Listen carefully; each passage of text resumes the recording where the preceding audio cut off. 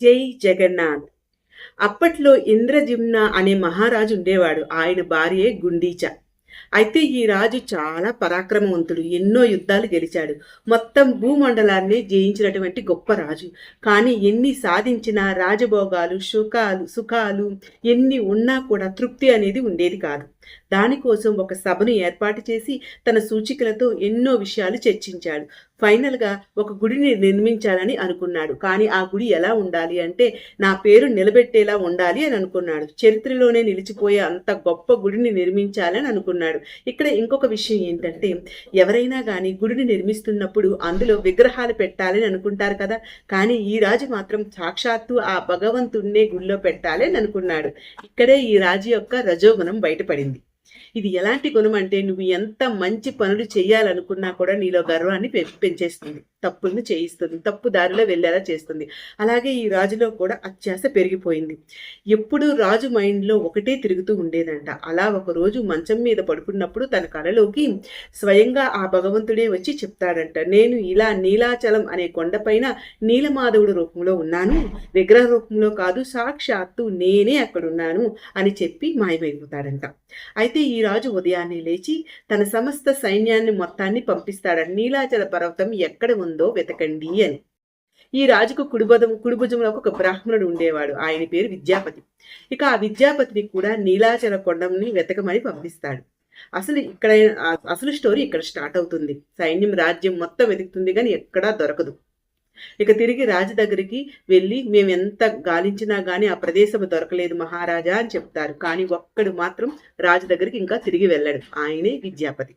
రాజుకి గట్టి నమ్మకం ఉంటుంది విద్యాపతి ఎలా అయినా సరే సాధించి తిరిగి వస్తాడు అని. ఇక్కడ విద్యాపతి కోసం ఒకటి తెలుసుకోవాలి మనం. అతడు ధర్మాత్ముడు, రజోగుణం అస్సలు ఉండదు. రాజు చెప్పింది చెయ్యాలనే దృఢ సంకల్పం ఉంటుంది. అలా వెతుకుతూ వెళ్తుండగా ఆయనకు ఒక కారు అడవి కనిపిస్తుంది. ఆ కారవడిలో అతను నడుచుకుంటూ వెళ్తాడు. విద్యాపతి గుర్రాన్ని కూడా పక్కన పెట్టి నడుచుకుంటూ అడవిలోకి వెళ్తాడు. అలా వెళ్తున్నప్పుడు అడవిలో ఒక సరస్సు పక్కన ఒక అందమైనటువంటి స్త్రీ కనిపిస్తుంది. ఆమె అడవుల్లో నివసించే గోండు జాతి వాళ్ళు ఉంటారు కదా, వాళ్ళకి చెందినటువంటి స్త్రీ. ఈ విద్యాపతి రోజు అక్కడే వెతుకుతూ ఉంటాడు. ఆ స్త్రీ కూడా రోజు కనిపిస్తూ ఉంటుంది తన సభలతో. మెల్లగా వాళ్ళిద్దరూ కూడా ప్రేమలో పడతారు. అలా ఉండగా కొన్ని రోజులకి ఆ స్త్రీ తన ప్రేమను వ్యక్తం చేస్తుంది ఆ బ్రాహ్మణుడైనటువంటి విద్యాపతికి. ఇక ఇలా కొద్ది రోజులు ఉండగా, కాకపోతే ఇక్కడ ఆ స్త్రీ కోసం ఒక విషయం చెప్పాలి. ఆ స్త్రీ వాళ్ళ తండ్రి గోండు జాతికి ప్రజాపతి లాంటివాడు. ఆయన ప్రతిరోజు అర్ధరాత్రి కాగడా పట్టుకొని అడవిలోకి వెళ్తాడు. వెళ్ళి మార్నింగ్ మళ్ళీ తిరిగి వచ్చేస్తాడు. దీని గురించి తన ప్రియుడైనటువంటి విద్యాపతికి చెప్పాలా వద్దా అని ఆలోచిస్తూ ఉంటుంది. చివరికి కొన్ని రోజుల తర్వాత పెద్దలకు చెప్పి ఆ అడవిలోనే ఘనంగా వివాహం చేసుకుంటారు ఇద్దరు. సో ఫైనల్గా విద్యాపతికి పెళ్ళైపోతుంది. విద్యాపతి కూడా గమనిస్తూ ఉంటాడు, అడవులోనే ఉంటాడు కదా. ఆ ప్రజాపతి స్థాయిలో ఉన్నటువంటి మామగారు రోజు అర్ధరాత్రి కాగడా పట్టుకొని వెళ్తున్నారు. వచ్చేటప్పుడు తన నుండి మంచి సుగంధమైనటువంటి పరిమళం వెదజల్లుతుంది. అసలు ఏంటా అని అడిగితే ఎవ్వరూ చెప్పరు. తను ఫైనల్గా తన భార్యకి ఎమోషనల్గా అడుగుతాడు, నేను నీలో సగం కదా, అసలు ఇక్కడ ఏం జరుగుతుంది, మీ నాన్న రోజు అర్ధరాత్రి ఎక్కడికి వెళ్తున్నాడు, నిజం చెప్పు అని ఎమోషనల్గా అడుగుతారంట. అప్పుడు అలా అన్నాక ఏ భార్య చెప్పకుండా ఉంటుందో చెప్పండి, చెప్పేస్తుంది. మా నాన్నగారు నీలాచలం అనే పర్వతం దగ్గరికి వెళ్తారు. అక్కడ సాక్షాత్తు నీలమాధవుడి ఉంటాడు. విగ్రహ రూపంలో కాదు, స్వయంభూగా ఉంటాడు, భగవంతు రూపంలో ఉంటారు అని. రోజు వెళ్ళి దర్శనం చేసుకొని వస్తారు మా నాన్నగారు అని చెప్తారు. ఇక అంతే, నేను కూడా చూడాలని పట్టుపడతారు. ఎలాగూ తన అల్లుడు అని ఖచ్చితంగా తీసుకొని వెళ్ళి చూపించాలి కాబట్టి తీసుకొని వెళ్తాడు. కానీ ఒక షరతు పైన తీసుకువెళ్తాడు. తన కళ్ళకి గంతలు పట్టి తీసుకువెళ్తాడు. కానీ విద్యాపతి చాలా తెలివైనవాడు. కావాలని తన ఒక చిన్న హోల్ పెట్టి మరి కళ్ళకి గంతలు కట్టుకుంటాడు. అలా వెళ్తుండగా దారి మర్చిపోకూడదు కదా, దారి గుర్తు పెట్టడానికి ఒక టెక్నిక్ అనమాట. అలా వెళ్ళి చూడగానే నీలాచల పర్వతం వస్తుంది. అక్కడ తన మామగారు కళ్ళగంతలు తీయగానే సాక్షాత్ ఆ నీలమాధవుడే దర్శనమిస్తాడు. ఆ భగవత్ స్వరూపాన్ని చూడగానే 2 నిమిషాలు షాక్లో ఉండిపోతాడు విద్యాపతి. ఇక వెంటనే తన మామగారు మళ్ళీ కళ్ళకు గంతలు కట్టేసి రిటర్న్ తీసుకొని వెళ్ళిపోతారు. అలా కొన్ని రోజుల తర్వాత తన రాజ్యానికి వెళ్ళిపోతానని, తన కూతుర్ని తీసుకోనని చెప్పి అక్కడి నుంచి వెళ్ళిపోయి రాజుకు జరిగిందంతా చెప్తాడు. ఎందుకంటే తను ఒక కార్యం మీద వచ్చాడు కదా! రాజుకు చెప్పిన వెంటనే రాజు సైన్యాన్ని తీసుకొని ఆ గుడి మీద దాడి చేస్తారు. నీలాచల పర్వతం ఎక్కడుందో చెప్పమని. వాళ్ళు చెప్పరు. కానీ తిను ఆ ఆవాలు వేశాడు కదా! వెళ్ళేటట్టు ఆవాలు వేస్తాడు. దాన్ని ఫాలో చేస్తూ నీలాచల పర్వతం దగ్గరికి వెళ్తాడు. కానీ అక్కడ భగవంతుడి దర్శనం ఇవ్వడు. అక్కడ ఎవ్వరూ ఉండరు. మొత్తం ఖాళీగా ఉంటుంది. ఇక రాజు కోపం వచ్చి గూడెం పెద్దని ఎంతగానో అడుగుతాడు.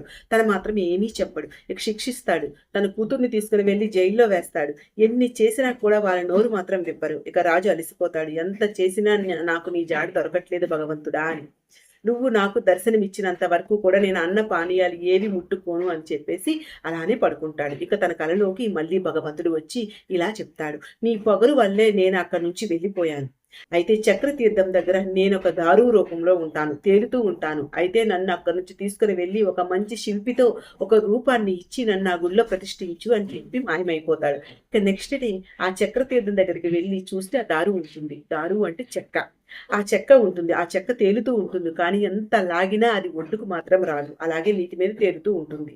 ఇక ఎన్నో ప్రయత్నాలు చేస్తాడు. కానీ ఆ దారు మాత్రం బయటికి రాదు. మళ్ళీ భగవంతుణ్ణి అడిగితే అప్పుడు చెప్తాడు, నువ్వు ఒక తప్పు చేశావు. నువ్వు పాపం చేశావు. ఆ గూడెం పెద్దని శిక్షించావు. నీ రజోగుణమే నేను నీకు దక్కకుండా చేస్తుందని చెప్తాడు. వెంటనే మళ్ళీ వెళ్ళి ఆ గూడెం పెద్దకి క్షమాపణ అడిగి అందరినీ క్షమించమని వేడుకొని దగ్గరికి తీసుకొని వస్తాడు. అక్కడితో తన రజోగుణం నాశనం అయిపోయి సత్వగుణం వస్తుంది. తర్వాత గూడెం పెద్దం వచ్చి లాగితేనే ఆ దారు బయటికి వస్తుంది. ఇక దాన్ని తీసుకొని రాజ్యానికి వెళ్ళిపోతారు. ఇప్పుడు అసలైన కథ స్టార్ట్ అవుతుంది. దాన్ని మంచి శిల్పంగా మార్చాలంటే మంచి శిల్పి కావాలి. ఎంత మంచి శిల్పికారులు వచ్చి దాన్ని చెక్కినా కూడా అసలు అది కొంచెం కూడా కదలదంట. అసలు అది శిల్పంగా మార్చడానికి ఏ శిల్పి వల్ల అవ్వట్లేదంట. మళ్ళీ రాజుకు బాధ కలుగుతూ ఉంటుంది. అప్పుడే ఒక శిల్పి తనకు తానే వచ్చి, కొంతమంది ఏమంటారంటే ఈయన సాక్షాత్తు ఆ విష్ణు భగవానుడు అని, మరి కొంతమంది ఆయన విశ్వకర్మ అని అంటారు. అయితే ఆయనే వచ్చి, నేను ఈ దైవ కార్యాన్ని స్వీకరిస్తాను, కానీ ఒక షరతు, నన్ను 21 రోజుల పాటు ఈ దారువుతో ఒక గదిలో బంధించండి, నన్ను దిగ్బంధన చేసేయండి, ఎవరు తెరవకూడదు, డిస్టర్బ్ చేయకూడదు అని చెప్పేసి షరత పెడతాడు.